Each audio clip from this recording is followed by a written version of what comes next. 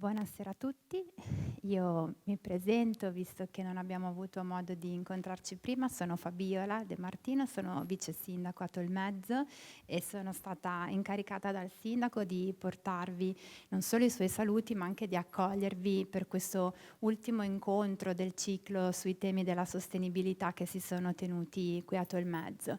Devo dire che ci siamo confrontati, oggi purtroppo appunto sono senza sindaco e quindi devo andare a correre da un'altra parte, ma ho partecipato agli altri momenti divulgativi e ci siamo confrontati su questo e abbiamo condiviso che sono stati momenti veramente di alto spessore che poi, nonostante talvolta la presenza, come dire, fisica, la presenza di piazza non fosse così numerosa per mille motivi, abbiamo avuto dei feedback rispetto alle persone che a casa, in tranquillità, sono poi andate a ricercare, ecco, i filmati degli interventi con, devo dire, grande soddisfazione. Ed è stato bello, ecco, io trovo che sia sempre bello quando si riesce a coinvolgere anche tutte le aree, anche quelle più periferiche, nel portare tutti i tipi di tematiche che talvolta sembrano, come dire, molto specifici e in realtà la sorpresa è che ci coinvolgono tutti in maniera molto collettiva e comunitaria. Per questo ringraziamo l'Università di Udine, ringraziamo veramente, siamo onorati di tutti gli ospiti che abbiamo avuto con noi, tutti relatori di grande spessore, anche che sono riusciti a catturare l'interesse, ammetto anche il mio, su tematiche che magari non sono le prime che richiamano la mia attenzione. E il sindaco ci teneva a dire che il comune di Tolmezzo, tramite la comunità di montagna, ha avuto un contributo sostanzioso per degli impianti di teleriscaldamento e quindi insomma è quanto mai attuale anche sul nostro territorio questa tematica. Ringrazio veramente molto tutti quelli che hanno avuto l'idea e che sono venuti qui da noi. Vi auguro veramente una buona serata e speriamo insomma di rivederci e anche di approfondire in altri momenti, forse ancora più partecipati, magari più costruiti, che questo insomma sia un primo spunto su cui poi costruire ulteriori momenti insieme. Quindi grazie veramente della vostra presenza. Grazie. Grazie signora Vice Sindaco. Come diceva lei, prego, come diceva lei, è il terzo ed ultimo appuntamento di questo primo ciclo di appuntamenti che abbiamo denominato Per un domani sostenibile, un patto per lo sviluppo del territorio. Si tratta di un accordo, come lei ben sa, che l'università ha fatto con il comune di Tolmezzo e anche con altri comuni in questo primo ciclo. Infatti coinvolgiamo Cividale, Gorizia, Udine, e ci apprestiamo ad organizzare e a partire con un secondo ciclo per ampliare anche la nostra partecipazione in tutto il territorio friulano. I temi, come suggerisce il titolo, riguardano appunto la sostenibilità declinata nella sua accezione più ampia, ovvero tenendo come riferimento i 17 punti dell'Agenda ONU 2030. Porto immodestamente i saluti del professor Marangon, che è il delegato del rettore alla sostenibilità, nonché referente scientifico di questo progetto e membro della rete per le delle università per la sostenibilità, che raccoglie l'adesione delle università italiane su questo tema. Quindi per sostenibilità intendiamo sì l'ambiente, che è diciamo l'ambito più naturale di declinazione di questo termine, quello che mi viene immediatamente in mente. Ma per sostenibilità intendiamo anche gli ambiti sociali, economici, gli ambiti, le tematiche relative ai diritti umani. Quindi il nostro obiettivo è quello di suscitare riflessioni sul nostro comportamento singolo e alla fine anche sul nostro comportamento collettivo, per avviare dei cambiamenti nell'ottica proprio della sostenibilità. Quindi questo è l'ambizioso obiettivo che ci proponiamo appunto di perseguire. Quindi nel ringraziare lei, signora Vice Sindaco, e il Sindaco di Tolmezzo, Francesco Brollo, che ha supportato e aderito al progetto, e l'assessore Cragnolini, Desidero ringraziare anche di cuore tutto il personale amministrativo del comune che ha supportato veramente, insomma, facendosi carico di parecchio lavoro. La conferenza di oggi, come avete visto dal titolo, sul teleriscaldamento con biomasse, fornirà appunto preziose indicazioni anche ai decisori politici che potranno usufruire anche delle registrazioni di questa conferenza che troverete sul canale YouTube dell'Università Play Uniud, nonché sul sito del Festival dello Sviluppo Sostenibile, per cui avrà una rilevanza immediatamente anche nazionale. Infatti è stata approvata la nostra proposta di inserimento in questo così prezioso canale. E adesso una così veloce sicuramente non completa presentazione dei nostri due relatori. Inizierei dalla professoressa Patrizia Simeoni dell'Università degli Studi di Udine, che è docente di impianti industriali meccanici presso il Dipartimento Politecnico di Ingegneria e Architettura. Nella nostra università si è laureata in Ingegneria delle Tecnologie Industriali e successivamente ha conseguito il titolo di dottore di ricerca in energetica.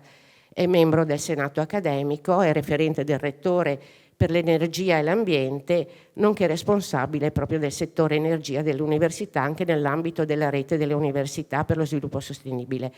È stata referente scientifica del CIFRA, che è un centro interdipartimentale per la formazione e la ricerca ambientale dell'università, nonché membro del consiglio di amministrazione della NET. È autrice di numerose pubblicazioni perché si interessa di ricerca in numerosi settori riguardanti l'ambiente, e diciamo che la sua attività di ricerca intensissima può essere, mi permetto di raggruppare in tre filoni principali, diciamo, raccogliere appunto questa ricerca in tre filoni principali. Il filone del cleaner production, orientato all'analisi e alla progettazione di impianti concepiti in ottica di economia circolare, quindi l'obiettivo è quello della decarbonizzazione con un approccio di sistema e applicando metodologie di life cycle.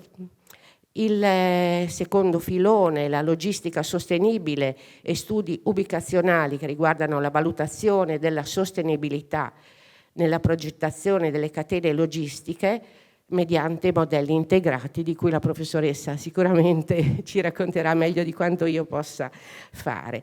E il terzo filone è la Smart Multi Energy Systems, si occupa di economia circolare per sistemi impiantistici e clusters industriali.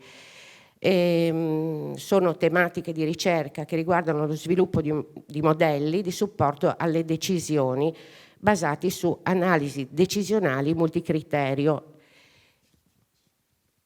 E questo è così una breve sintesi dell'immenso patrimonio di ricerca di cui si occupa la professoressa Simeoni. L'altro illustre ospite che abbiamo è il professor Matteo Mazzolini, è direttore dell'Agenzia per l'Energia del Friuli Venezia Giulia e di Aeroei, che è una startup innovativa che sviluppa sistemi di supporto alle decisioni ed analisi dati per l'efficientamento energetico. Diciamo che Aeroei, il cui acronimo, diciamo, tradotto in italiano, mi dica se è giusto, significa il ritorno energetico sull'investimento energetico, ovvero la quantità di energia ricavata sull'energia consumata. Quindi è un coefficiente che riferito a una data fonte di energia ne indica la convenienza in termini di resa, di ricavo energetico. Tra le esperienze passate del dottor Mazzolini vorrei ricordare che è stato amministratore per 5 anni di Esco Montagna FVG, che è una società formata principalmente dalla comunità di montagna della Carnia con la comunità di montagna del Gemonese, e la comunità del Canal del Ferro, Val Canale, e 28 comuni della montagna friulana. ESCO è attiva nella gestione di centrali alimentate a biomasse legnose e relative reti di teleriscaldamento in Alto Friuli. Quindi diciamo che questi due relatori sono proprio le persone che l'Università ha scelto per trattare questa tematica così importante per questo territorio. Quindi io vi ringrazio e vi cedo la parola. Buonasera a tutti, grazie mille per la presentazione, sembra che faccia delle cose veramente interessanti nella presentazione. Grazie mille.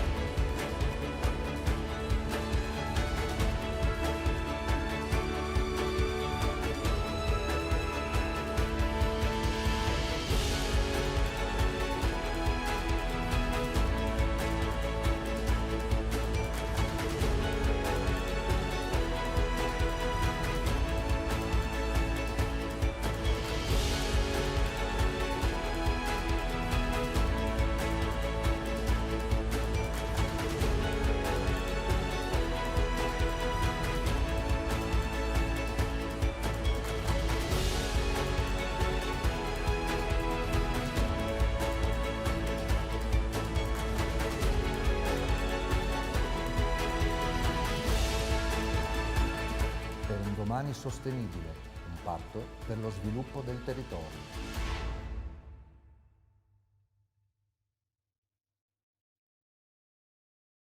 A me piace sempre iniziare le mie presentazioni ricordando le origini dell'università, proprio perché la nostra università è un'università piccola, molto giovane, perché nasce nel 1978, ma è un'università unica in Italia, perché è l'unica università che nasce per volontà popolare. Noi nasciamo all'interno del piano di ricostruzione della regione dopo il terremoto del 1976 e proprio con l'obiettivo che è la nostra terza missione, di fornire assistenza alla nostra comunità per superare le difficoltà di quel tragico momento che ci ha colpiti nel lontano 76 e consentendo comunque al nostro territorio di innovare, di introdurre nuovi metodi e nuove competenze. Ricordo che proprio in quegli anni nasce proprio il modello Friuli come elemento di ricostruzione e su questo filone l'Università di Udine ha deciso di strutturarsi come un'università non specifica, ma generale, con tutte le competenze all'interno, in maniera tale da poter affrontare tutti i sistemi complessi che le situazioni di emergenza generalmente generano. Ecco quindi che all'interno della nostra università non avete una sola competenza, ma ha visto il fiorire di tutte le competenze necessarie che risolvono le emergenze, quindi dalla parte dell'ingegneria alla parte degli studi sociali, alla parte legislativa, alla parte economica, ma anche la parte di agraria, oltre che la parte estremamente rilevante di medicina. Proprio per la sua terza missione, quindi, si è strutturata per fare che cosa? Per sviluppare sul territorio delle soluzioni con un approccio sistemico. La nostra volontà è quello di rendere situazioni complesse, situazioni facili e gestibili. Per quanto riguarda l'energia, la nostra attività è sempre quella stata di supportare il territorio sull'individuazione di soluzioni di sistema, soluzioni che fossero quelle che adesso vengono chiamate win-win, cioè soluzioni che consentono alle imprese di lavorare e quindi di ottenere un introito, ma consentono al territorio di crescere e consentono ai singoli individui di migliorare la situazione ambientale e territoriale. Ecco quindi che cerchiamo di partire da che cosa? Proprio della risoluzione dei problemi del territorio. Siamo partiti, è un'università giovane, per cui abbiamo iniziato negli anni 90 con una prima risoluzione di un problema. Vi ricordo che negli anni 90 era un periodo in cui il nostro triangolo della Sedia, zona manzanese, era ricco di imprese e aveva una grossissima problematica di rifiuti industriali, e l'Università di Udine ha ideato e supportato la realizzazione di una prima soluzione di risparmio energetico all'interno del distretto industriale. Sviluppando che cosa? Un impianto di sistema alimentato a scarti delle lavorazioni del legno, e principalmente erano morghe di verniciatura, plastiche o legno trattato, che comunque quindi non poteva essere riciclato, per produrre energia e distribuirla sul territorio. Era un impianto che produceva energia elettrica per il distretto industriale, risolveva la problematica degli scarti e veicolava con una rete una quota parte del calore generato, che altrimenti andava disperso. La prima rete di teleriscaldamento, parliamo degli anni 90, ma solo a servizio del distretto industriale. Passano gli anni e negli inizi del 2000 situazione analoga nella zona del mobile. La zona del mobile ha un'area industriale all'interno della quale non ci sono solo aziende specifiche come nel territorio che trattano tutte lo stesso materiale, ma ci sono delle aziende che hanno lavorazioni meccaniche ma anche lavorazione di legno, e hanno all'interno del contesto una serie di impianti di depurazione. Ecco, anche qui con delle specificità su delle cadute diciamo così, delle possibilità di salti d'acqua da poter sfruttare. Ecco che anche qui è stato ideato un sistema a supporto delle aziende rivolte più principalmente alla depurazione delle acque, con il recupero del calore per una piccola rete utilizzata però ai fini degli uffici sostanzialmente, quindi più ad uso direi quasi domestico se non residenziale, non industriale come la prima rete, ma comunque sempre teleriscaldamento alimentato da un altro tipo di biomassa rispetto a prima. Passano gli anni e ci occupiamo invece dell'efficientamento energetico. Noi abbiamo anche un altro distretto, il distretto agroalimentare. Che è il distretto dei prosciuttifici di San Daniele, che è un settore estremamente energivoro. Pensate alla conservazione e al trattamento del nostro famosissimo prosciutto di San Daniele. Ecco qui che nell'approccio di sistema abbiamo individuato una possibilità di realizzazione, e questa, a differenza delle altre due, non è ancora stata realizzata, di vettoriamento delle energie in eccesso per ottimizzare il consumo energetico di tutti. Quindi quando un'azienda, un esubero, la mette in rete e viene assorbita da quella di cui ne ha bisogno. La differenza rispetto agli altri sistemi è che qui generiamo anche il freddo, quindi teleriscaldamento e teleraffrescamento. Gli anni successivi hanno visto poi, dal 2004 in poi, ci siamo concentrati su Udine. Udine è probabilmente il nostro lavoro più, diciamo così, più importante nel senso ambientale, nel senso del risparmio di CO2 che ha consentito di ottenere, e nasce anche qui da un'idea dell'università. L'università viene a conoscenza nel 2004-2005 di una ristrutturazione fondamentale dell'ospedale, con il rifacimento completo dell'intera centrale. A questo punto l'università si è messa in gioco e ha detto: io voglio diventare attore principale di questo efficientamento energetico e ha detto: io sono disposto a spegnere le mie centrali per recuperare tutto il calore di scarto che fa l'ospedale. Ecco quindi che è nata una rete di teleriscaldamento che negli anni è cresciuta. Gli studi sono iniziati nel 2004, la rete è stata, dopo tutti i bandi e tutto l'espletamento delle gare, è stata iniziata nel 2013-2014, la centrale, e nel 2019 per lotti successivi è stata costruita la rete di teleriscaldamento. Ecco quindi un'altra rete di teleriscaldamento alimentata in questo caso non a fonti rinnovabili, a biomasse, ma a metano, ma in un assetto cogenerativo, quindi l'utilizzo di motori cogenerativi endotermini che producano energia elettrica a servizio dell'ospedale, ma che il calore di scarto viene utilizzato per scaldare tutti gli edifici dell'università, oltre che piscine, scuole. Tutta la parte adesso nel 2019-2020 è stata collegata anche tutto il centro studi, quindi tutte le scuole di Udine sono collegate al teleriscaldamento, più una serie di condomini presenti nelle zone adiacenti all'università e nel centro urbano. Attualmente stiamo lavorando, proprio assieme anche a APE, su un progetto europeo che riguarda un altro nostro impianto interessante, che è sempre nella zona di Udine. Abbiamo 2 impianti di depurazione, un impianto di depurazione delle acque e un rinnovando impianto di trattamento dei rifiuti organici.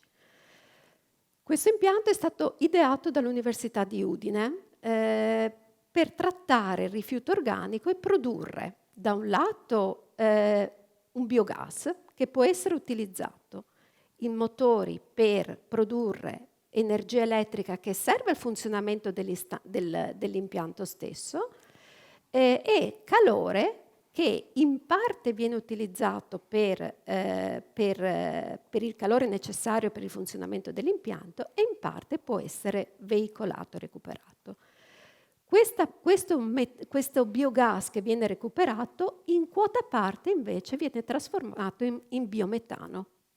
Biometano che viene utilizzato all'interno dei mezzi di raccolta per la raccolta dei rifiuti. Un esempio classico e perfetto di economia circolare. Ma in questo progetto europeo che abbiamo condiviso abbiamo pensato di fare un passo in più, nel senso è già un bellissimo esempio di economia circolare, ma possiamo aumentarne l'efficienza condividendo quello che abbiamo di più col territorio. Ecco quindi che nasce l'idea di integrare il nuovo impianto con l'impianto di depurazione delle acque, che necessita di ulteriore calore e quindi il calore di scarto dell'impianto di trattamento rifiuti può veicolarlo all'impianto vicino, che altrimenti per produrlo dovrebbe utilizzare metano oppure altro combustibile.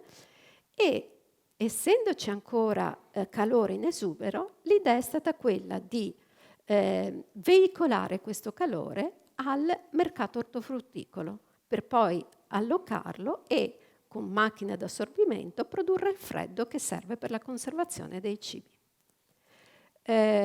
Progetto estremamente interessante, estremamente innovativo che siamo ancora in fase di valutazione, ma alla fine a febbraio del 2022 avremo anche la possibilità di fare un business plan e la possibilità di business per la realizzazione. Come vedete vi parlo di attività fatte dall'università ma che poi sono state realizzate. Noi facciamo ricerca applicata, la nostra terza missione è quella proprio di tradurre le nostre ricerche in efficienza per il nostro territorio. Ma vedete una cosa comune sostanzialmente delle proposte che noi che vi ho portato qui.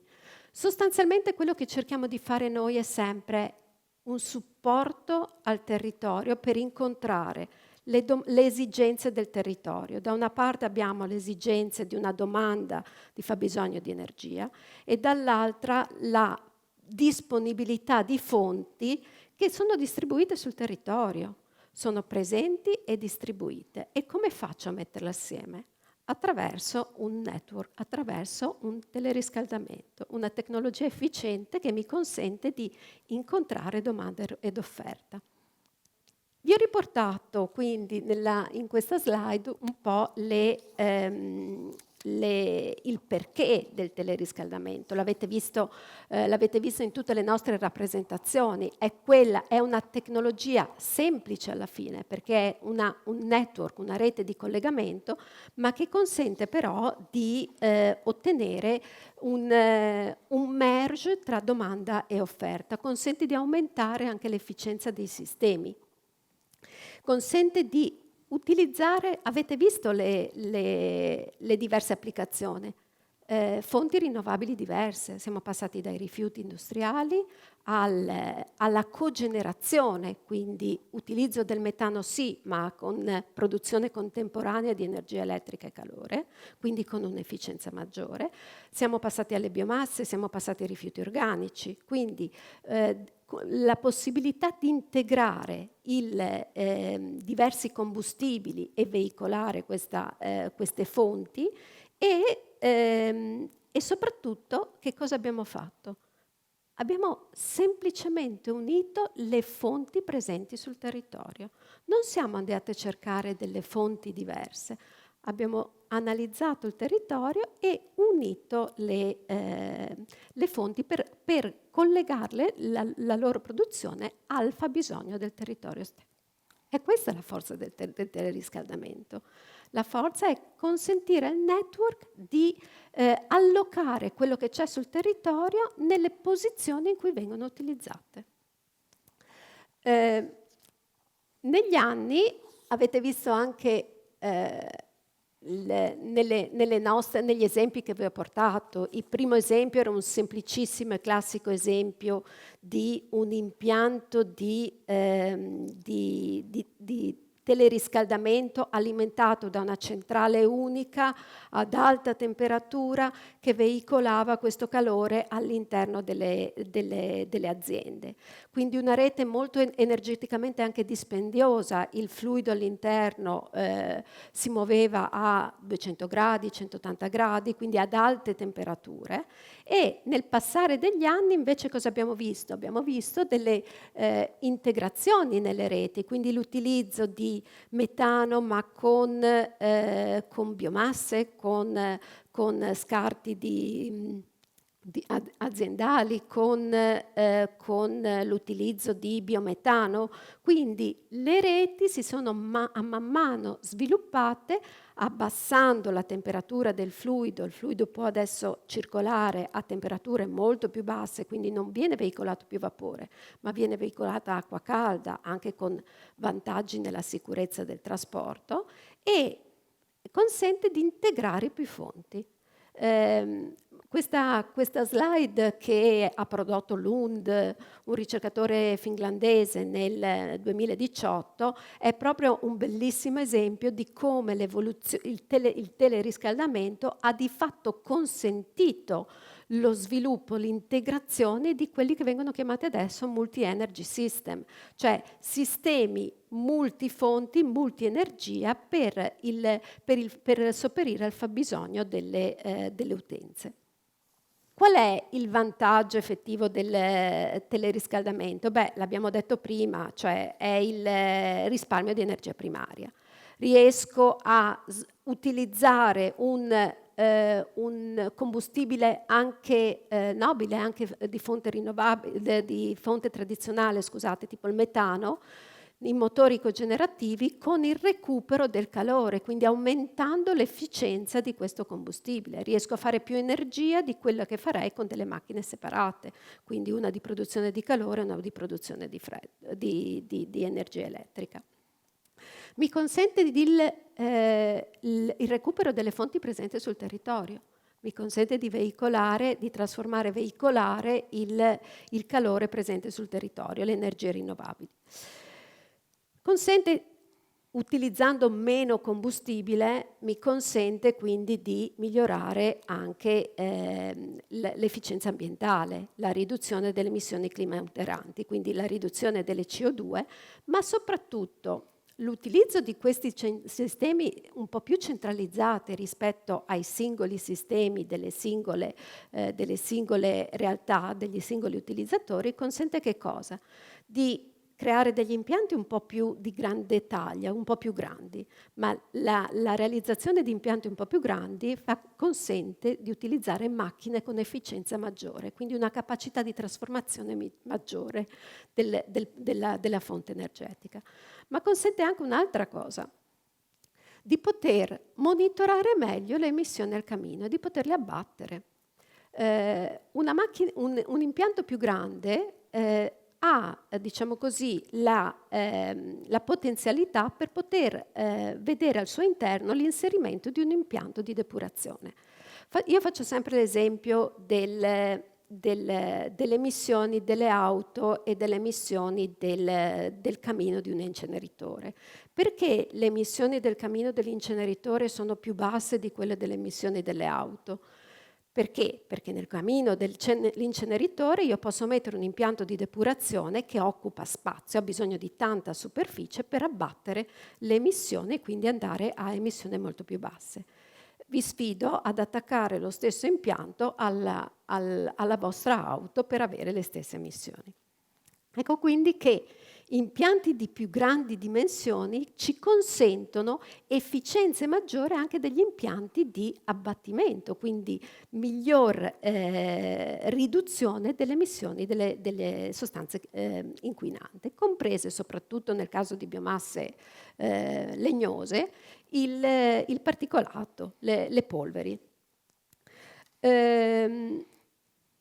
Sicurezza. La maggior sicurezza ci consente, perché invece di avere le nostre caldaiette, i nostri sistemi di produzione all'interno delle nostre abitazioni o delle nostre realtà produttive, abbiamo dell'acqua calda che arriva. Acqua calda, quindi non più vapore come nei primi anni 80-90, ma acqua calda. C'è anche una, diciamo così, maggior affidabilità del sistema. Perché? L'aver inserito più fonti all'interno per la produzione del calore all'interno del tubo mi consente anche di dire che se un giorno non ho il metano, comunque ho le altre fonti che mi consentono comunque di integrare il calore che mi serve. Se non c'è il sole che mi consente di scaldare, di produrre calore, comunque ho il metano che mi può integrare. Nella nostra caldaietta di casa, se invece ci manca il metano, rimaniamo al freddo. Quindi aumenta l'affidabilità, perché aumenta la ridondanza del sistema, ma anche aumenta l'efficienza della rete, l'efficienza proprio della rete, della costruzione della rete. Un sistema di teleriscaldamento generalmente ha una rete che si chiama ad anello, una rete chiusa, per cui può essere alimentata da più parti e quindi dà maggior garanzia di raggiungere la posizione finale dell'utente. Se pensate al riscaldamento di casa, che è una cosa che è molto semplice da comprendere, dalla caldaia parte un unico tubo che si dirama, si chiama rete a pettine, nelle varie utenze. Ecco quindi che se succede qualcosa sul ramo, io ho tutte le utenze che non funzionano. Invece nella rete ad anello consento la circolazione del fluido all'interno da diverse direzioni. Costi. Una riduzione dei costi per l'utente. Perché? Perché non ho più le caldaie, non ho più il sistema di produzione del calore, quindi non ho necessità di controlli, non ho necessità di approvvigionamento, quindi costo del materiale, del metano, quindi le fluttuazioni del mercato, e non ho i costi di gestione della caldaia. L'unica cosa che devo, quindi è comodo, l'unica cosa che devo ricordarmi è di pagare la bolletta del calore che utilizzo. Ma a me personalmente piace molto il teleriscaldamento perché? Perché fa cambiare l'idea alle persone, fa cambiare il modo di pensare.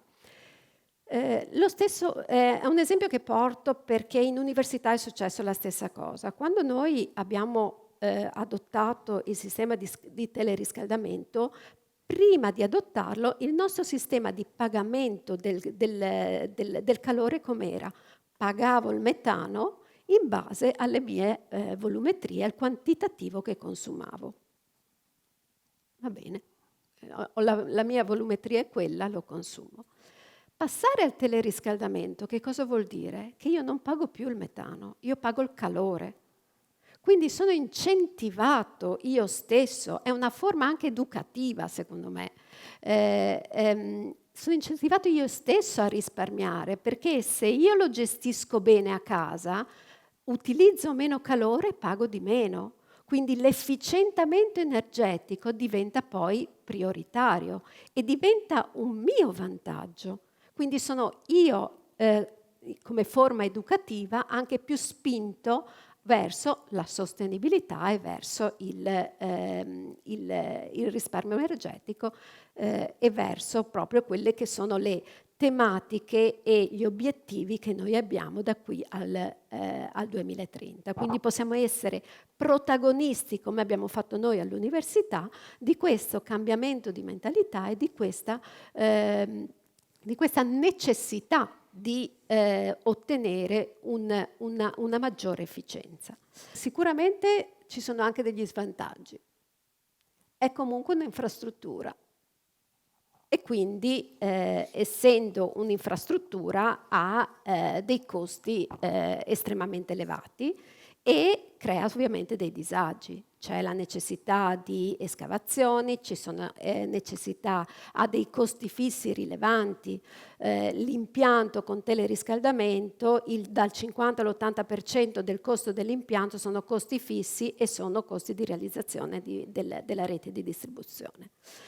Ecco quindi che il pensare a questi impianti non richiede un cambiamento di mentalità solo dal punto di vista dell'esempio che vi facevo prima, quindi del passare dal consumo alla riduzione del consumo, quindi dal metano al calore, ma richiede anche un passaggio del pensiero a lungo termine.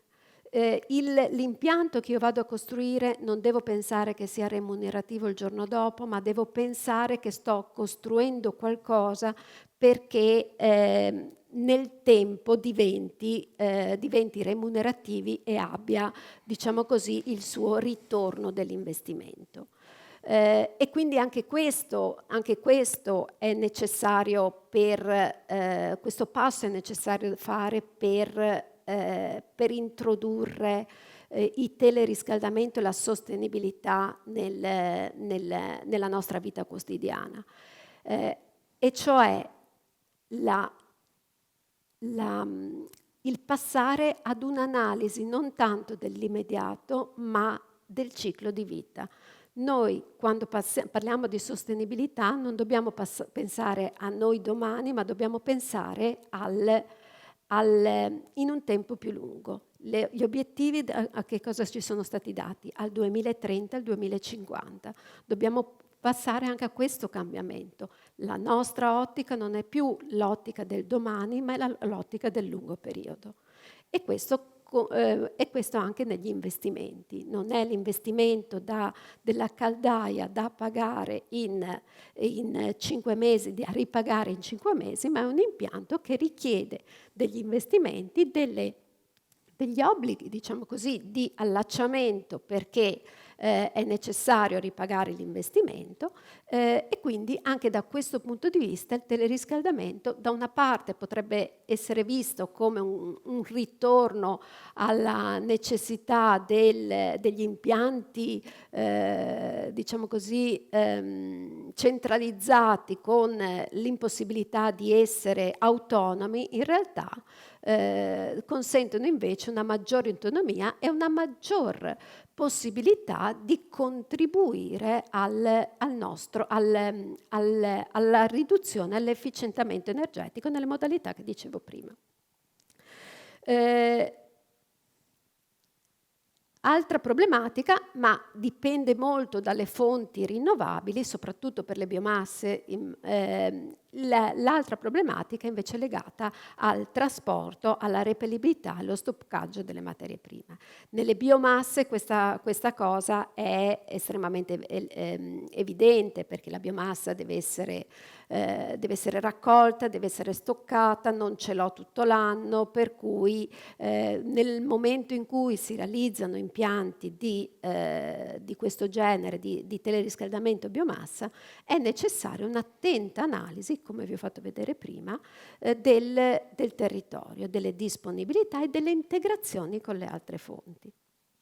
Un'ultima slide volevo farvi vedere, che ho rubato, diciamo così, da uno studio del Politò, che ha fatto un interessante studio sullo sviluppo delle reti di teleriscaldamento in Italia, e al di là del numero, al di là della quantità di calore distribuito, volevo farvi notare la parte sotto della slide, dove vengono riportati le fonti che vengono utilizzate per queste reti di teleriscaldamento.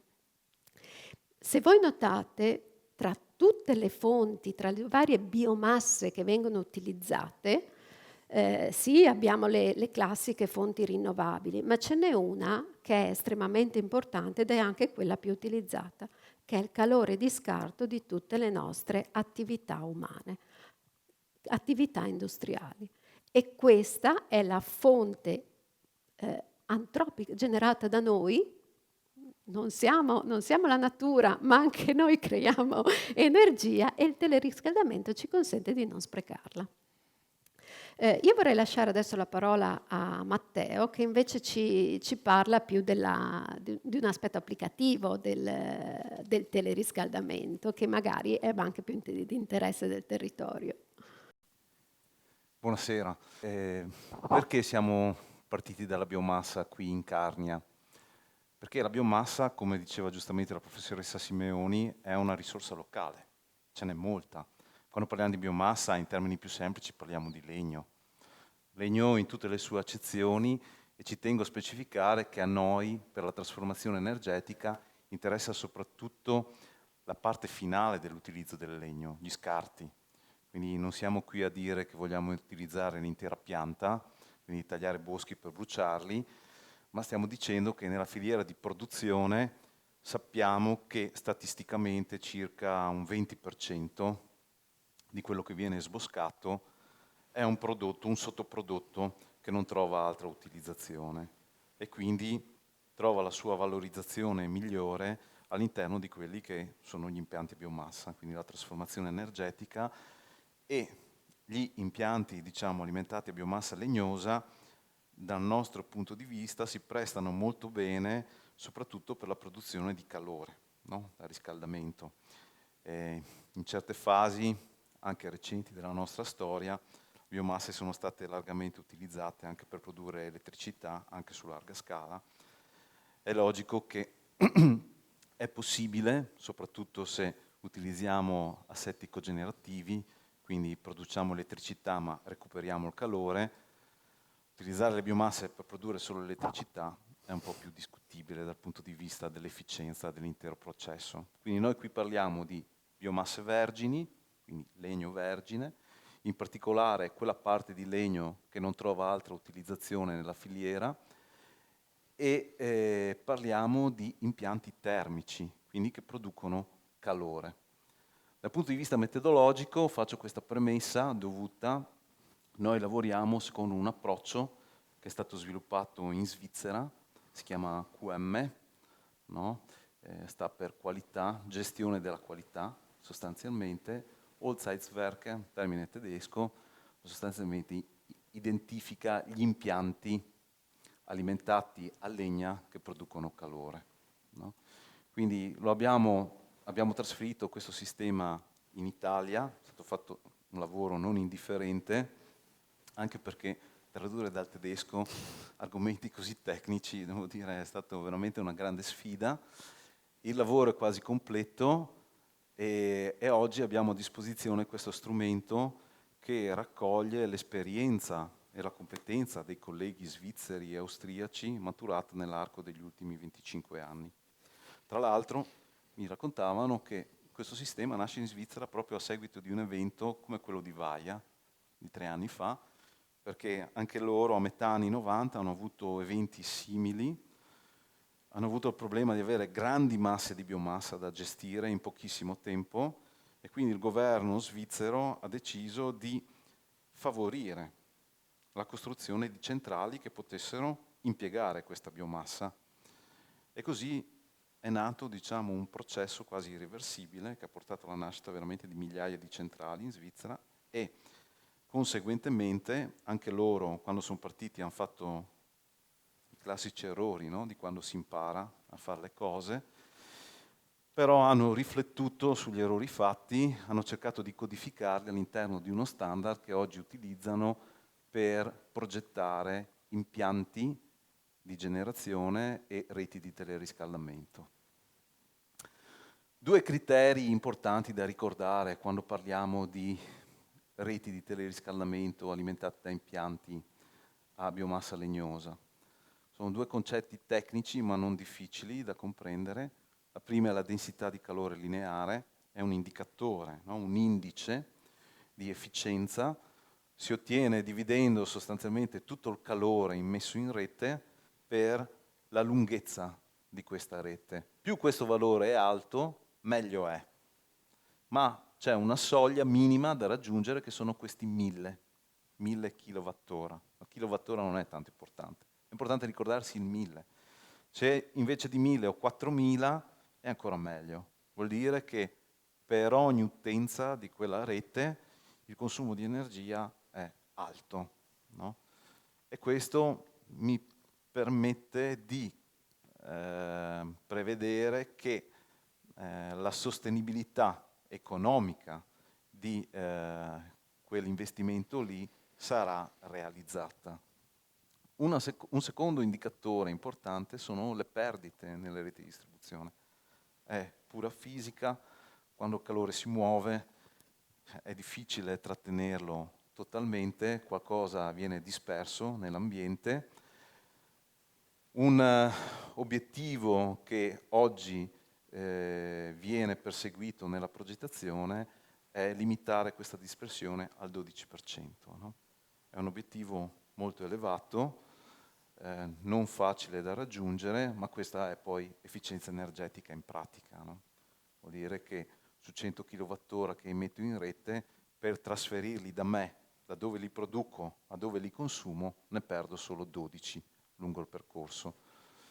Centrali esistenti ne perdono attualmente il 23%, anche il 30%, quindi capite che è un obiettivo importante. Noi siamo stati incaricati dalla comunità di montagna di sviluppare un piano energetico per la Carnia e uno dei filoni, uno dei pilastri di questo piano si fonda sull'utilizzo delle biomasse, proprio perché sono una risorsa locale e sono rinnovabili. Quindi diciamo tornano disponibili in tempi accettabili per quello che è diciamo, la nostra società, a differenza delle fonti fossili che richiedono milioni di anni, no, per rigenerarsi. Quindi sotto il mezzo è nata l'idea, proprio perché c'è un'alta densità abitativa, è un po' il capoluogo della Carnia, ha grosse utenze disponibili sul territorio, anche ben concentrate sul territorio, è nata l'idea di valutare la possibilità di realizzare una rete di teleriscaldamento. Qui vedete è solo un'ipotesi, un possibile sviluppo, e vedete anche quali sono in questo momento le prime utenze che si prevede di andare a collegare lungo la rete. Sono per la maggior parte utenze pubbliche e soprattutto sono grandi utenze, cioè grandi consumatori.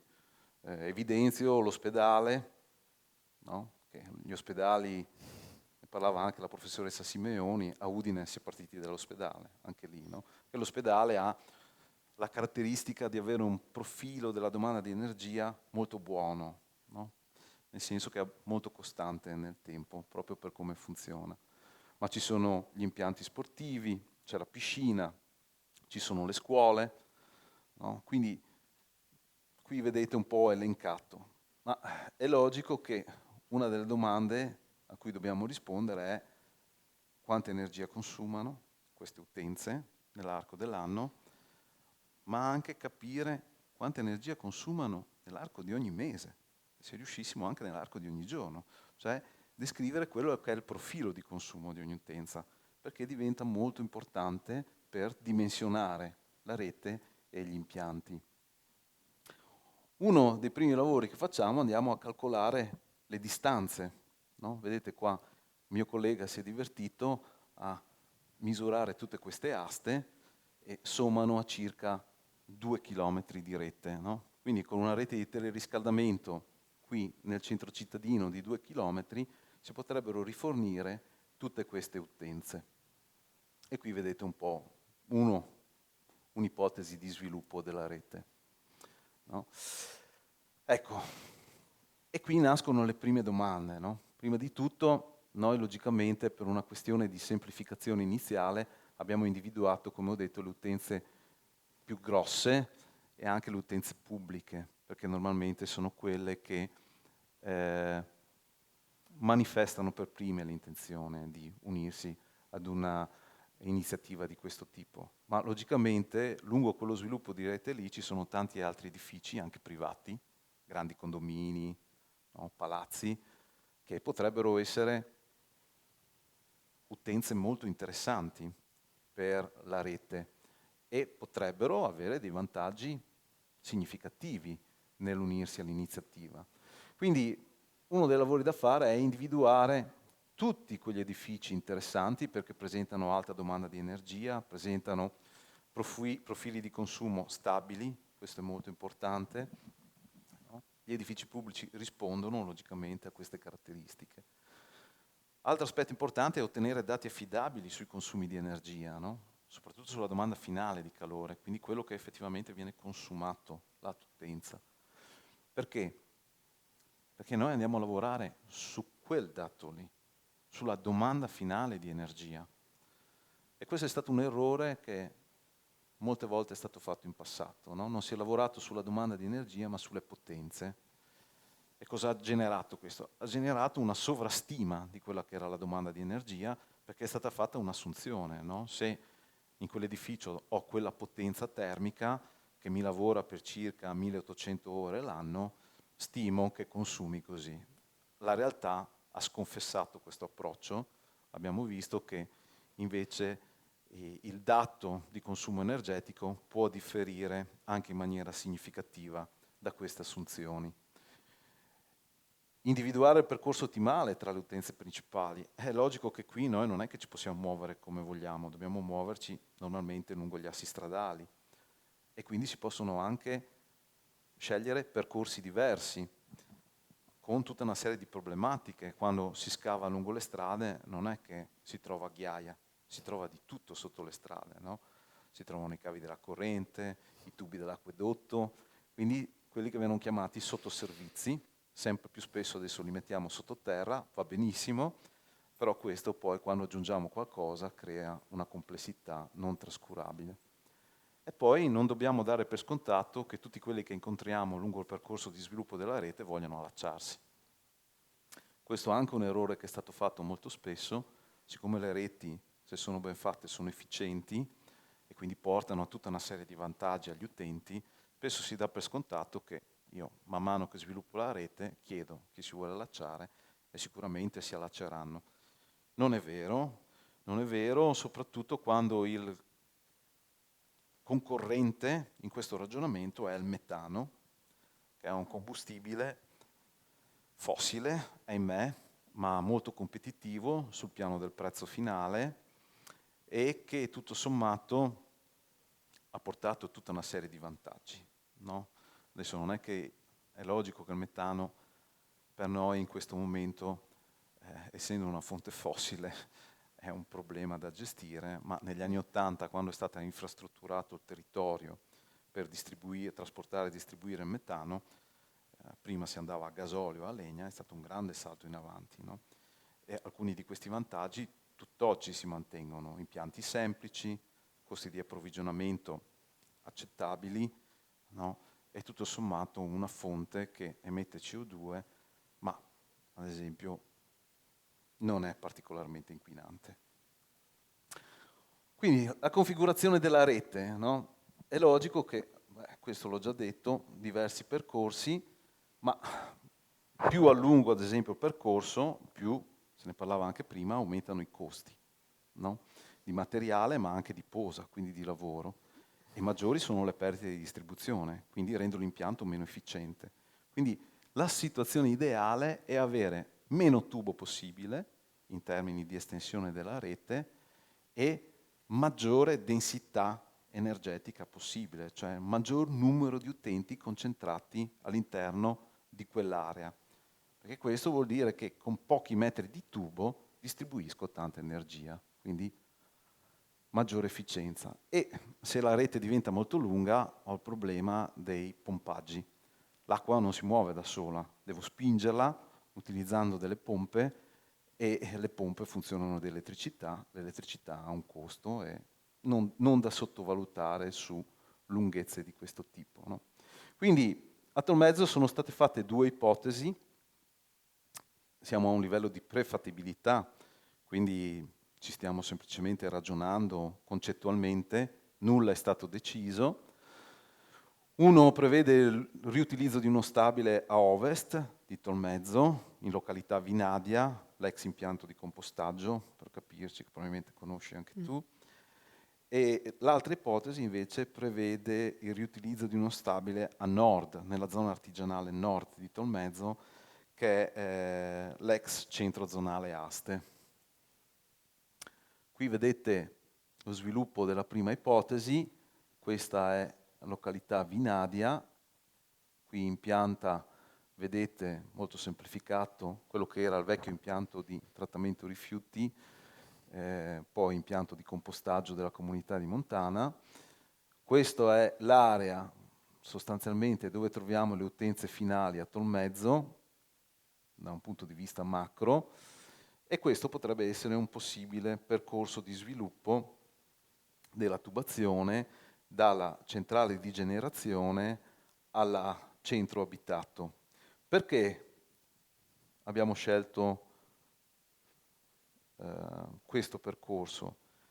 Perché qui all'interno della pineta esiste già una linea a media tensione di Enel, quindi è un'area già disboscata, è un'area che è già stata soggetta a espropri e quindi a servitù, e quindi sarebbe possibile, visto che noi faremo correre solo dei tubi di acqua calda, correre lungo quella linea lì, utilizzando di fatto lo sviluppo della rete a media tensione per correre anche in superficie, quindi senza posare i tubi sottoterra e quindi con un risparmio di costi notevoli.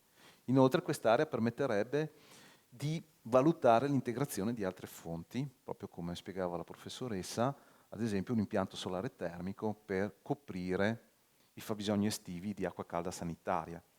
D'estate, quando non riscaldo, la mia domanda di acqua calda è molto inferiore. Lo possiamo sperimentare anche in casa nostra, no? Chiudo la caldaia a metà aprile e da metà aprile a metà ottobre posso tranquillamente viaggiare con i pannelli solari termici, perché producono acqua calda ad alta temperatura in quantità sufficiente a quella che mi occorre. Questo è un altro possibile percorso lungo la strada statale, risparmio qualche metro, no? Logicamente anche qui più semplice correre sotto nel sedime stradale, però con tutta una serie di problematiche. Non abbiamo molti sottoservizi, ma costi sicuramente più alti di posa e di lavoro. Ecco, la prima considerazione.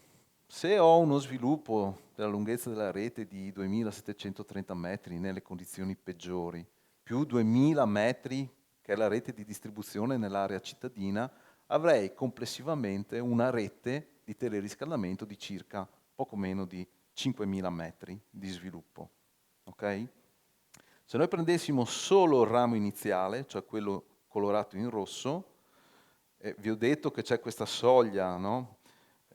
Questo indicatore di efficienza dei 1000 kWh per metro lineare di sviluppo, dovremo avere almeno una domanda di calore di 2300 MWh qui in città per giustificare la realizzazione della rete, corrispondente a circa 812 tonnellate di cippato di buona qualità ad un costo di 50 euro, e questo vorrebbe dire che dovrei avere un consumo pari almeno a 41.000 euro per giustificare la realizzazione di quel tratto di rete lì. Questa è la pianta dell'impianto di compostaggio. Perché questo è un sito che si presterebbe bene? Perché innanzitutto è un impianto dismesso, quindi attualmente non utilizzato, ma anche molto generoso in termini di spazi. Vedete che un piazzale di 2500 metri quadri, importante per una centrale a biomassa perché ha bisogno di spazi dove accumulare, no? Proprio perché è una risorsa che devo gestire nel tempo. Non è come il gas che mi fluisce in maniera continua, l'accumulo, poi pian piano la utilizzo e poi la torno a accumulare. E abbiamo anche spazi coperti notevoli che permetterebbero effettivamente sia di creare la zona dei pompaggi, che è la zona dedicata alla generazione del calore, che tutti gli impianti per la depurazione dei fumi, ad esempio. No? E abbiamo anche una pesa già presente e abbiamo questa è una cabina elettrica media tensione, quindi abbiamo già anche l'alimentazione elettrica, la possibilità di connetterci alla rete. Quindi ci sono tutte una serie di condizioni vantaggiose che qui ho cercato di riassumere tra i pro, no? Non le sto a leggere tutte, alcune le ho già enunciate. Un aspetto per noi importante è che questo terreno sarebbe adatto anche ad una posa con tubature particolarmente innovative, no? Le cosiddette 2 in 1, per capirci, dopo vi faccio vedere, e sfruttando il percorso della linea elettrica già presente e la possibilità di integrare la generazione a biomasse con altri impianti, tipo solare termico, poi ve ne farò vedere un esempio, a Varese lo hanno già fatto, molto interessante, ma anche nella logica dei sistemi multivettore, perché no, un assetto cogenerativo se si raggiungessero le dimensioni che lo potessero giustificare e via dicendo. E aspetto non da trascurare, è lontano dal centro urbano e sappiamo per esperienza personale, ma anche direi ormai condivisa da chi lavora in questo settore, che ha una migliore accettabilità sociale. Sappiamo che quando collochiamo questi impianti troppo in prossimità dei centri abitati generano sempre sospetto e paura nella comunità. Se l'impianto è gestito bene, costruito e gestito bene, questa paura non è giustificata, però è umanamente comprensibile. Il fatto di collocarle a una certa distanza effettivamente abbiamo notato garantisce una migliore accettabilità sociale da parte delle comunità. È proprio un fattore psicologico, qui non ha tanto a che fare con la razionalità. Inoltre sarebbe a metà strada tratto il mezzo di Villa Santina. Ricordo che un impianto del genere è stato realizzato a Dobbiaco, a metà strada tra Dobbiaco e San Candido. Inizialmente serviva solo Dobbiaco e poi ha servito anche San Candido. No? Quindi da non sottovalutare anche questa possibilità. Contro, logicamente, non stare vicino al centro abitato vuol dire che dobbiamo stendere più tubi, aumentare i costi e con la lunghezza della rete aumentano le dispersioni, diminuisce l'efficienza, quindi siamo diciamo meno efficienti. E lungo questo percorso non abbiamo utenze da collegare, quindi qua è un tubo che corre per circa 3 km senza poterci fare niente. Però è vero, ne parlerò dopo, potremmo usare ad esempio diametri più piccoli e grandi accumuli in prossimità del centro abitato per far lavorare meglio l'impianto, no? Quindi, gli impianti a biomasse hanno la caratteristica che meno si fermano e meglio funzionano. Diciamo che questi impianti qui danno qualche problema con l'emissione di particolato quando hanno un profilo cosiddetto start and stop, no? Cioè si accendono e si spengono spesso. Abbiamo visto che invece quando gli impianti vengono accesi e poi lavorano in regime continuo, quindi 24 ore al giorno, senza fermarsi, le emissioni sono fantastiche. Sono degli impianti, possiamo dire, veramente puliti, che non danno problemi. Ok, questa è quella tecnologia che vi dicevo, 2 in 1. Vedete che tradizionalmente negli impianti di teleriscaldamento vengono utilizzati i tubi, il tubo che vedete in alto, quindi un tubo in acciaio, circondato da uno strato di coibentazione che limita in maniera significativa le dispersioni di calore nell'ambiente. Oggi è possibile utilizzare invece questa tecnologia 2 in 1, quindi un tubo di mandata e un tubo di ritorno, incluse all'interno della stessa guaina di coibentazione. Questo cosa vuol dire? Costi decisamente inferiori ed efficienze molto più alte. Ok. La seconda ipotesi invece è a nord di Tolmezzo, nella zona artigianale, proprio in fondo è l'ultimo edificio che si incontra salendo verso Arta Terme. Anche qui abbiamo circa 2400 metri per arrivare nella zona dell'ospedale, quindi dove nel caso si facesse questo impianto, prevediamo di connetterci alla rete di distribuzione cittadina e lo sviluppo complessivo di tutta la rete sarebbe di circa 4500 metri, quindi inferiore all'ipotesi precedente. Qui vedete un'altra ipotesi di sviluppo, ma cambia poco, risparmiamo un centinaio di metri. Prima correvamo lungo l'argine del fiume, adesso corriamo invece lungo la strada statale. Questa configurazione, cosa pro e contro di questa configurazione? Beh, proprio in prossimità della centrale ci sono le carceri. Le carceri, insomma, potrebbero essere un'utenza molto interessante da valutare, no? Potrebbero diventare una risorsa da un problema. E quindi ci permetterebbero di aumentare quel valore di densità lineare. Inoltre, se corressimo lungo la strada, incontreremmo potenziali altre utenze, condomini e via dicendo, che da valutare potrebbero essere collegati. La lunghezza di questo ramo sarebbe inferiore, non di tanto, di circa 300 metri, ma la posa sarebbe più onerosa. Perché? Perché qui corriamo invece lungo una strada e quindi dovremo scavare, probabilmente incontreremo molti sottoservizi lungo il percorso, quindi molte interferenze. Tradotto, se dall'altra parte potrei prevedere di spendere 200 euro a metro per realizzare il ramo di raccordo, qui probabilmente andrei sui 400-500 euro al metro, no? E quindi in termini economici da valutare le due opzioni, perché questa, anche se apparentemente più vicina, più vantaggiosa, in termini di costi probabilmente più dispendiosa. E contro, quali sono i problemi qua? Qui la destinazione d'uso del centro zonale d'asta era diversa, non è nato come impianto e quindi si tratta di una riconversione di un fabbricato che probabilmente comporterebbe dei costi con una logistica da valutare e si trova in un'area che è soggetta alle esondazioni del fiume But, no? Quindi anche questo è un fattore, noi ce ne dimentichiamo perché i tempi di ritorno di queste esondazioni sono lunghe, no? Dell'ordine della generazione, 25, 30, 40 anni. Quindi si tende a dimenticare questi eventi, però sappiamo che quando il But esonda lì. E questo è un problema grosso. E occorrerebbero delle opere di difesa dell'opera e quindi costi aggiuntivi. Ed è più vicina al centro abitato. E anche questo è un problema per il discorso della cittabilità sociale. Quindi mettendo a confronto le due soluzioni, vedete la soluzione diciamo a ovest, questa qui, con la soluzione a nord, che è questa qui. Come sempre, la professoressa Simeoni è una specialista di questo, ci sono pro e contro. Qui ci sono molti criteri da prendere in considerazione e da pesare. No? Perché?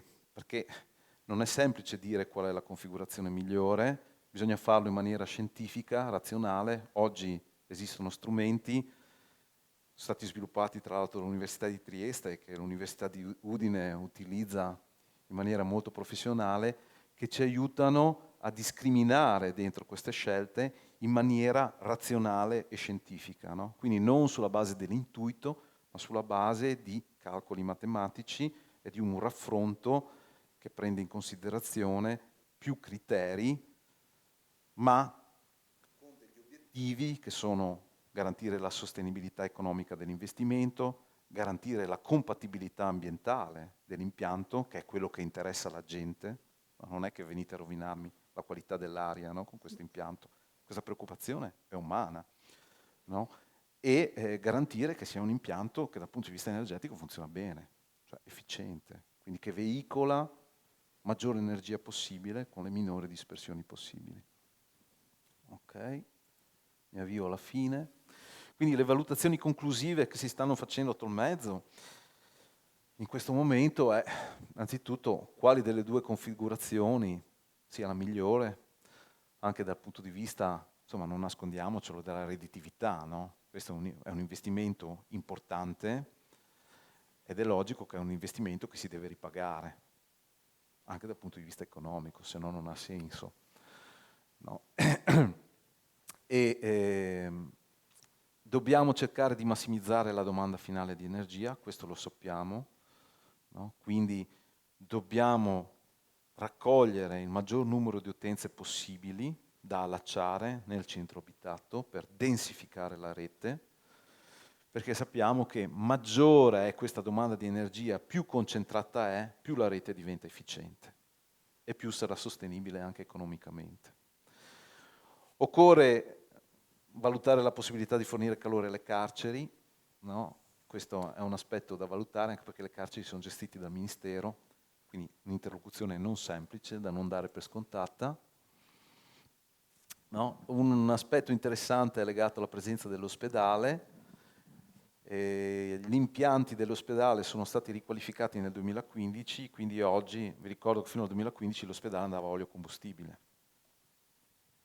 Quindi noi ci lamentiamo molto spesso, no, degli impianti a biomasse, ma l'ospedale bruciava bitume, catrame per capirci, no? Non è un impianto piccolino quello dell'ospedale. Dal 2015 va a gas naturale, è logico che a noi interesserebbe molto collegare l'ospedale perché è un'utenza molto grossa e l'impianto dell'ospedale non va buttato via, diventerebbe un gruppo di soccorso, no? Quindi quando si costruiscono reti così grandi è importante, se succede qualcosa nell'impianto, un guasto che interrompe la produzione di calore, la produzione soprattutto, avere un secondo impianto che è in grado di sopperire a questa produzione. L'impianto dell'ospedale potrebbe svolgere questa funzione, quindi molto interessante.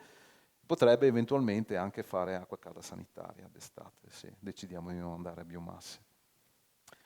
Un aspetto molto interessante suggerito dai colleghi austriaci a cui abbiamo presentato queste idee, che hanno molta più esperienza di noi, ci hanno detto: ma cavolo, lì dell'ospedale perché non installate un grande accumulo, cioè un serbatoio di acqua calda che viene tenuto a una temperatura di 85-90 gradi. Questo permetterebbe, come dicevo prima, di utilizzare dei tubi con dei diametri molto più piccoli tra le centrali di generazione e il serbatoio, con un aumento dell'efficienza, perché diminuiscono le dispersioni. E come funzionerebbe l'impianto? La caldaia andrebbe sostanzialmente a riscaldare il serbatoio e poi il serbatoio diventa il distributore di calore per il centro abitato. E aspetto altrettanto interessante è quella di prevedere in futuro l'utilizzo di altri vettori energetici, no? Quindi il solare termico, molto interessante, eventuali fonti cogenerative presenti sul territorio, possibili nel sito di Vinadia perché lì ci sono gli spazi, ci sono le condizioni logistiche per poterlo fare, meno possibile nella zona nord di Tolmezzo perché è una zona artigianale già vincolata sotto molti punti di vista. Chiudo con piacevolezza alcuni esempi. Questo è il serbatoio di accumulo della città di Bolzano. Qui lo vedete lo scheletro nudo, abbastanza brutto, ma loro, gli altoatesini, sono bravi a fare questi lavori, lo hanno trasformato in un'opera d'arte, no? Con un'inaugurazione fantascientifica. No?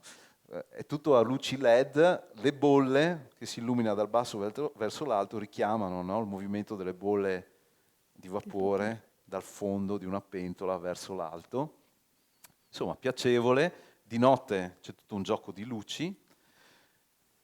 Vedete, le dimensioni sono notevoli, 20 metri di diametro, alto 45 metri, il rivestimento è in alluminio ma è fatto in acciaio, ha una capacità di quasi 6.000 cubi, quindi enorme, e può immagazzinare 220 megawattora, non vi dirà niente questo 220, ma può immagazzinare tanto calore, a una temperatura di 95 gradi. Quindi questo ad esempio non così grande, ma è quello che si potrebbe fare in prossimità dell'ospedale per migliorare l'efficienza della rete, così come hanno fatto a Bolzano, su dimensioni diverse. Questa invece è un'iniziativa molto interessante, italiana, nel comune di Varese. Qua c'era già una rete di teleriscaldamento, alimentata a gas naturale, eccetera, ma una rete vecchia.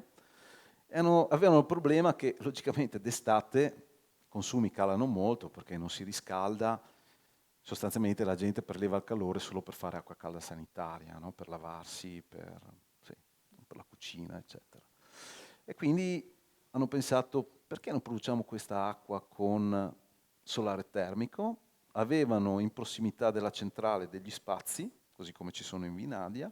Questo è l'impianto che hanno realizzato. Qui vedete, vi ho messo alcuni dati, alcuni numeri, superficie coperta circa 1/4 di ettaro, la superficie captante, cioè i pannelli, sono circa 1000 metri quadrati, 73 collettori, 7 file, inclinazione perfettamente a sud 35 gradi, quindi condizione perfetta, costi di investimento molto bassi perché sono appoggiati a terra con infrastruttura minima, 2 accumuli da 215 metri cubi, quindi 430 metri cubi complessivi, importante, un serbatoio di reintegro dell'acqua dalla rete di 75 cubi, quindi ulteriore accumulo, sistema molto semplice, uno scambiatore di calore, sostanzialmente questo impianto è diviso da quello della rete di separato, lavora in maniera indipendente e scambia calore con la rete di teleriscaldamento, un sistema di pompaggio e di controllo.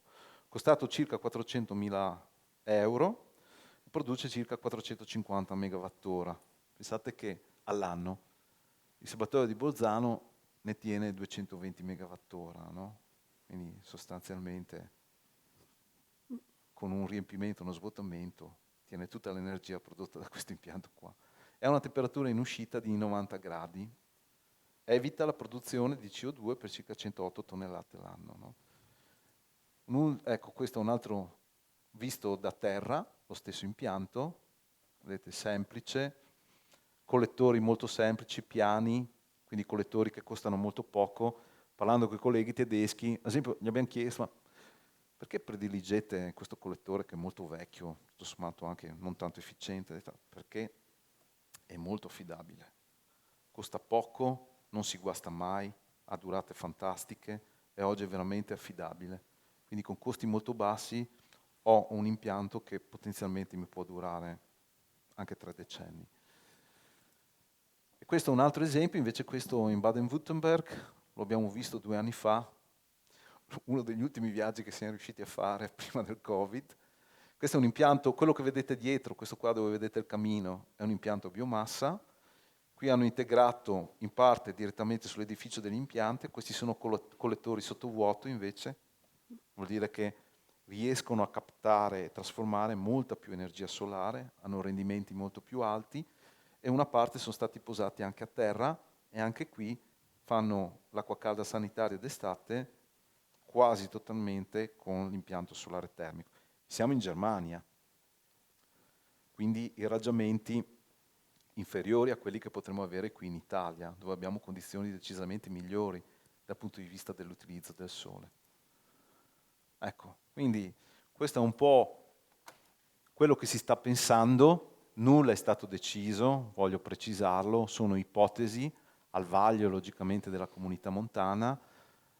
Noi in questo momento ci stiamo divertendo letteralmente a immaginare come potrebbe essere sviluppato.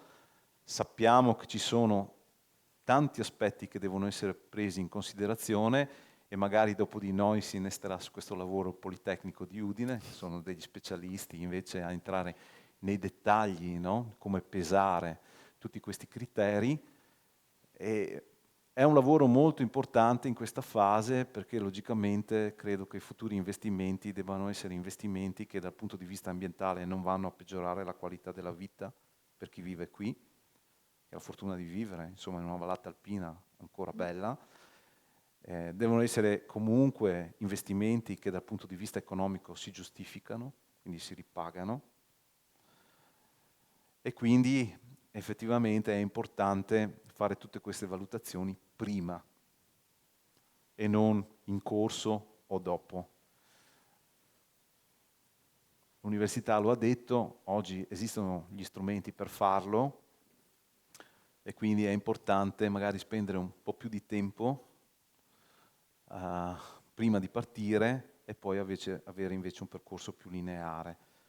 L'incontro di oggi ho parlato col sindaco che mi diceva essere dispiaciuto di non poter essere qui, ma l'incontro di oggi vuole essere proprio una prima occasione per cominciare a diffondere queste informazioni in maniera che anche la comunità abbia la possibilità di riflettere e di ragionare, dal mio punto di vista di capire i benefici che potrebbe portare un investimento di questo tipo, perché sono convinto che se vengono capiti i benefici e viene spiegato anche come vengono gestiti i rischi, le comunità non si oppongono agli investimenti. Il problema è quando le informazioni non vengono trasmesse e quindi si dà adito a immaginare qualsiasi cosa, no? Ecco, quindi questo è quanto. Grazie. Prima di andare via, no, si sente qui a Paluzza, che è già il progetto famoso del prodotto che deve passare. Sì, sì, sì, è vero. E Ma ci sarebbe la Burgo, non so come pagare ancora una cambiare. Con la Burgo abbiamo già parlato. In realtà la Burgo consuma tantissima energia, ma è molto efficiente. Loro non hanno un cascame termico, riutilizzano già tutto il calore. Proprio è un calore che viene utilizzato all'interno del loro processo produttivo. Quindi loro hanno impianti importanti in termini di produzione e consumo di energia, però non hanno calore da mettere a disposizione della comunità, perché è già riutilizzato tutto all'interno dei processi della cartiera. Tenete presente anche dove soffia il vento, che è molto importante. Certo, verissimo, però io parto da un principio, no? Quei parametri che vi ho fatto vedere, che forse non vi diranno molto, ma che sono molto importanti dal punto di vista della fattibilità e poi della progettazione, servono a garantire che l'eventuale impianto biomassa si accende a settembre e si spegne ad aprile. Mi sono spiegato? Cioè, lavora sempre. Perché? Perché quando l'impianto va a regime, in termini di temperatura e di produzione, abbiamo visto che con le attuali tecnologie le emissioni in atmosfera sono davvero ridicole. Ridicole. Cioè questi sono impianti che non inquinano, anche in termini di particolato. Sappiamo che le biomasse, il problema sono i cosiddetti PM10, no? Particolato leggero. Però se l'impianto funziona bene, con le temperature che ci sono nelle camere di combustione e tutte le tecnologie, diciamo, che possiamo utilizzare per pulire i fumi prima che escano in atmosfera, sostanzialmente quello che esce è aria pulita, no? È logico che l'impianto deve funzionare in questo modo. Se l'impianto invece si spegne e si riaccende spesso, quelli lì sono i momenti critici con gli impianti a biomasse. Perché? Perché capite che quando brucio qualcosa di solido, come la legna, la devo trasformare in gas per ottenere energia, non è proprio così semplice, no? Da un punto di vista chimico è un processo complesso, perché ho bisogno di un comburente, dell'aria, dell'ossigeno, e quando questi due elementi, la legna, che è il mio combustibile, e l'ossigeno, l'aria, che è il mio comburente, si mischiano, vengono innescati insieme per avviare la combustione, un gas non è che si miscela in maniera perfetta con un solido, neanche con un liquido. C'è una regola, no, generale: un gas brucia meglio di un liquido, no, di un combustibile liquido, che brucia meglio di un combustibile solido.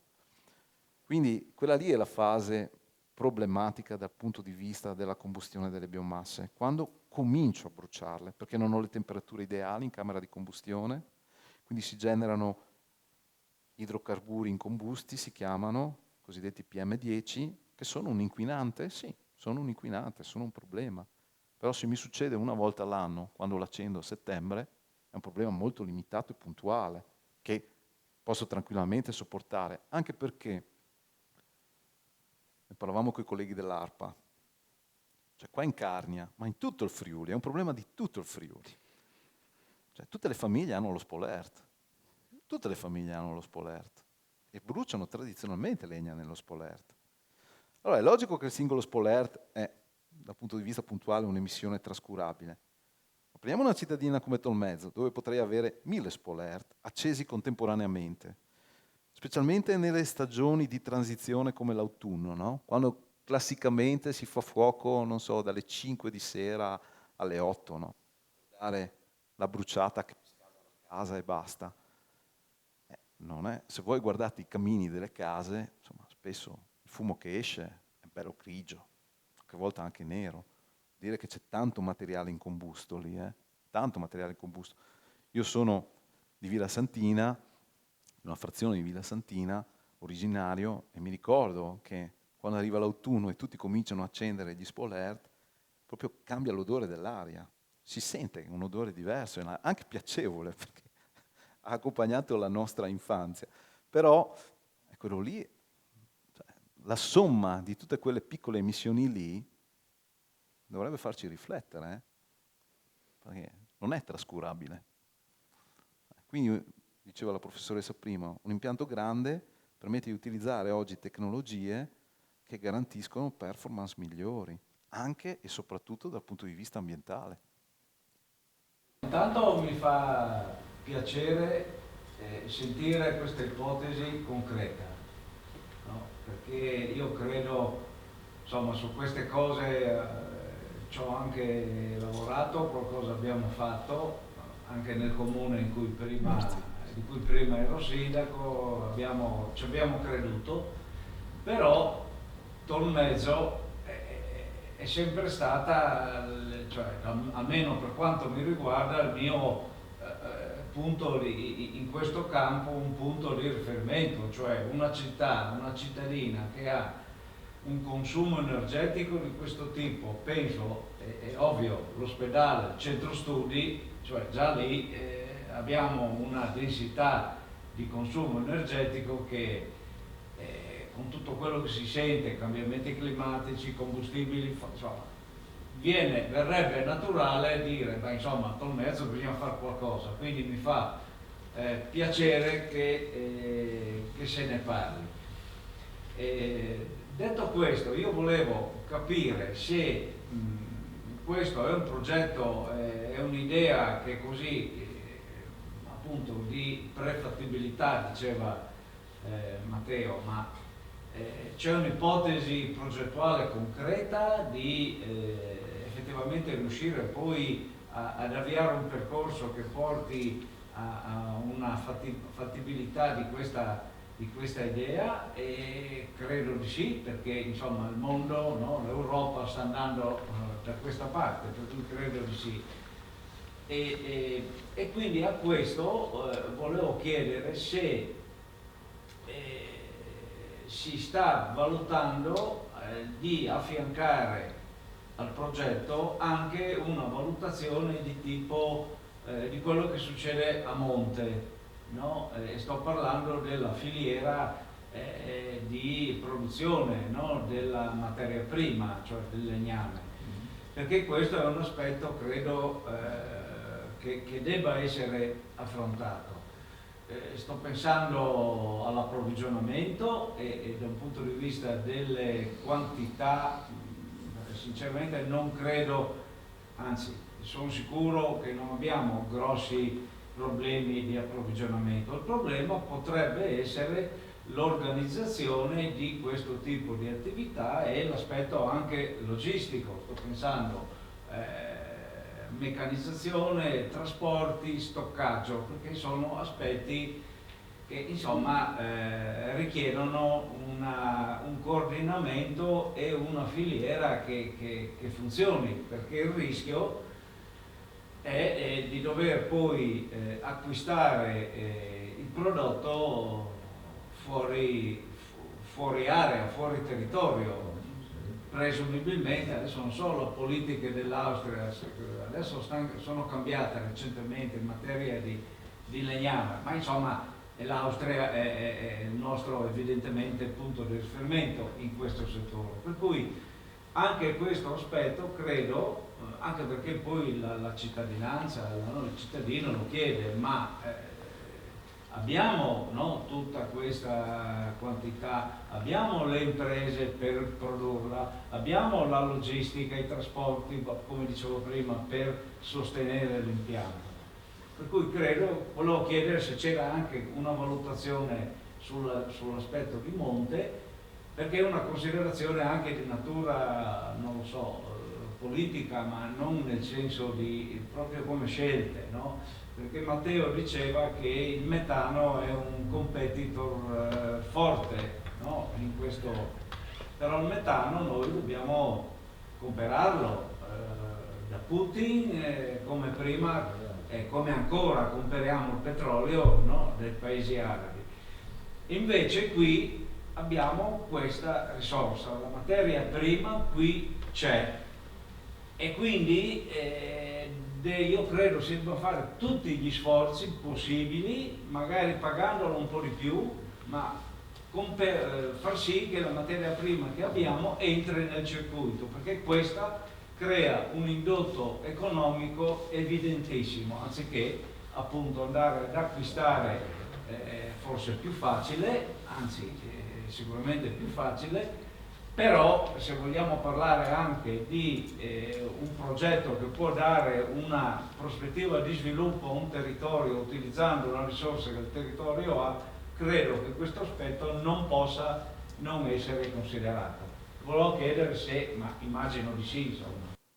Oggi ci siamo concentrati sul teleriscaldamento perché quello era il tema, però sì, noi stiamo lavorando per la comunità montana sulla redazione del piano energetico. All'interno del piano energetico c'è tutta una valutazione in termini di potenziale, no?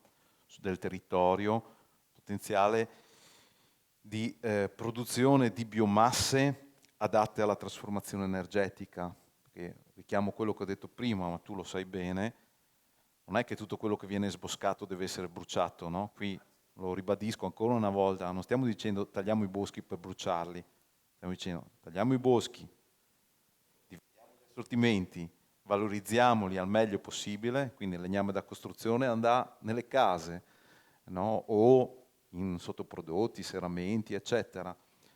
La parte che non troverà altra valorizzazione ce la prendiamo magari noi all'interno delle biomasse per due ragioni.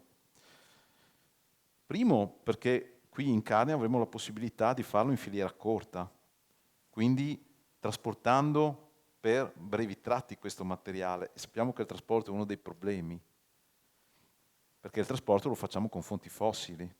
Quindi se dobbiamo trasportare questo materiale per centinaia o migliaia di chilometri, sì, magari il materiale è rinnovabile, però il trasporto lo rende non più tanto rinnovabile.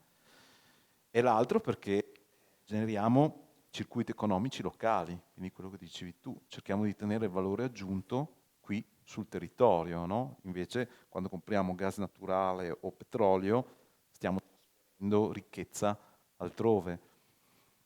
Questo quindi è assolutamente parte del ragionamento, posso anticipare questo, dai calcoli che abbiamo fatto il potenziale per reggere una centrale a tolmezzo c'è tranquillamente, tu lo sai, ma non solo, stiamo lavorando per reperire risorse finanziarie su tramite progetti europei, eccetera, anche per migliorare la stima del potenziale di biomasse legnose che è disponibile nel nostro bosco.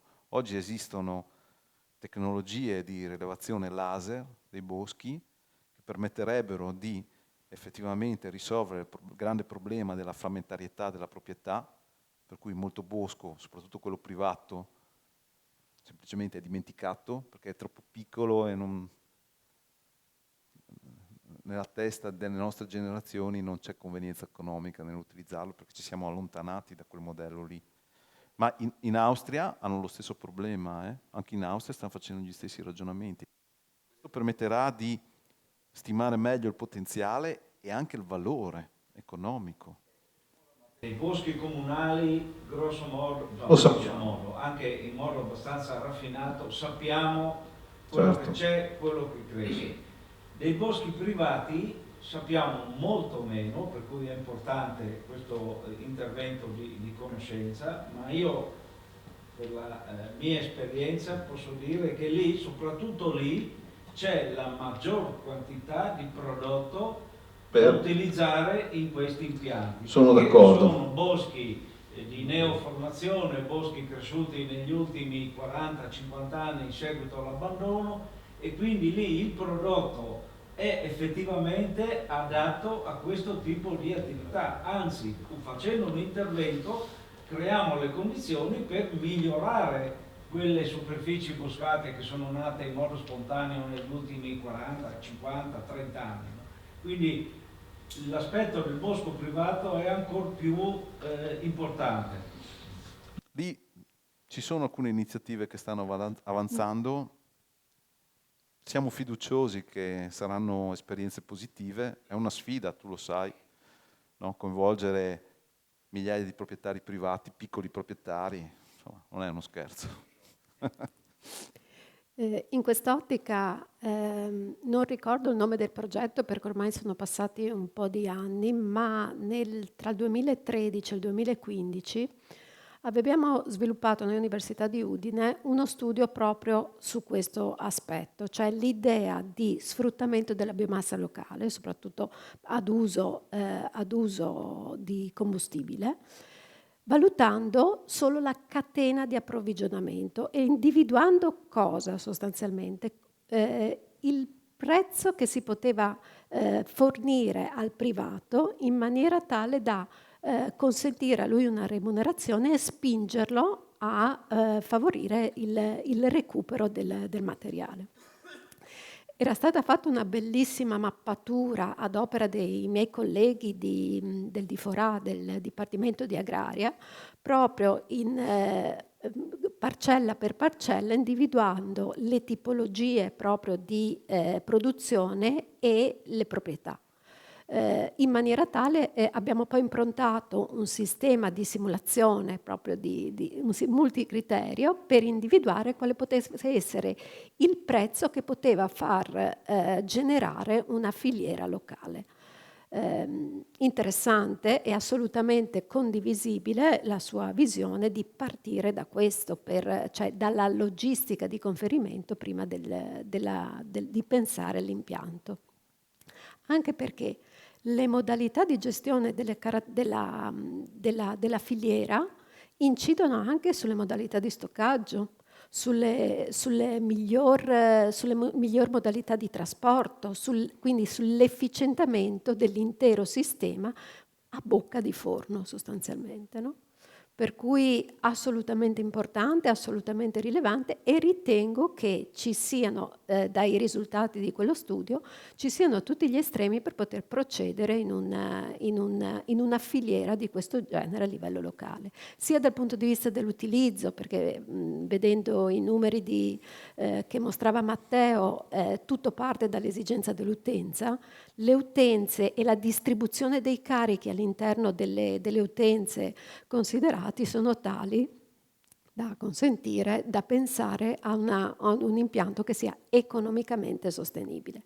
Al di là del fatto che mi occupo di energia e di ambiente, nulla si muove se non c'è l'economicità, per cui Per questo parlo prima dell'economicità del sistema piuttosto che dell'efficienza energetica e dell'ambiente. Per cui da questo punto di vista mi sento di rassicurarla, nel senso che ci sono stati degli studi preliminari, c'è uno studio di pianificazione territoriale energetica che necessariamente deve considerare questi aspetti, altrimenti non si chiama pianificazione. Abbiamo il presidente di Esco Montagna qui, ma io sono stato amministratore in passato di Esco Montagna, quindi non so se questi numeri sono cambiati, Sergio, ti chiedo di correggermi eventualmente, ma questa è una società creata qui in loco per gestire questi processi. Io mi ricordo che sul turnover annuale la società restituiva al territorio, quindi spendeva risorse sul territorio soprattutto per approvvigionarsi di biomassa, ma manutenzione, logistica, un po' tutto, terzisti, eccetera, nell'ordine del 75%, se ricordo bene. Questo vuol dire che questi circuiti economici funzionano quando vengono messi in pratica, no? Cioè tengono il valore aggiunto qua, per l'economia locale, che è un po' uno degli obiettivi che vogliamo perseguire, no? Quota parte di questi fondi, se voi analizzate le accise che si pagano per il metano, in realtà vanno a compensare queste accise, però ridistribuite sul territorio, creando valore sul territorio. Un grazie di cuore ad entrambi.